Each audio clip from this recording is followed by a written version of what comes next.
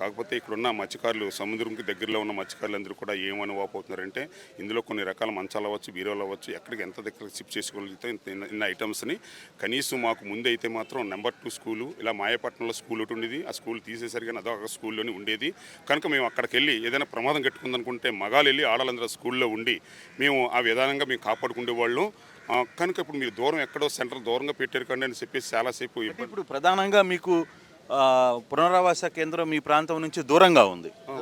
అదేనా దూరంగా ఉందండి. కాకపోతే అధికారులు చెప్పింది కూడా మేము ఇప్పుడు అవగాహన చేసామండి. కార్యకర్తలు నాయకులను కూడా ఏ అవగాహన చేసామంటే దగ్గరలో ఉంటే ప్రమాదం అక్కడ వరకు వచ్చేస్తే మనం ఏమవుతాం కనుక వాళ్ళు దూరదృష్టిగా ఆలోచిస్తున్నారు అధికారులు. అందు గురించి మనం ఏం చేయాలంటే కంపల్సరీ ఖాళీ చేయాలి. ఖాళీ చేసి మనం వెళ్ళవలసిన పని ఉంది. మీరు ఇప్పుడే మెయిన్ ఇంపార్టెంట్ అనుకునే దూరంగా తరలించుకోండి, చుట్టాల ఇంటికి తరలించుకోండి.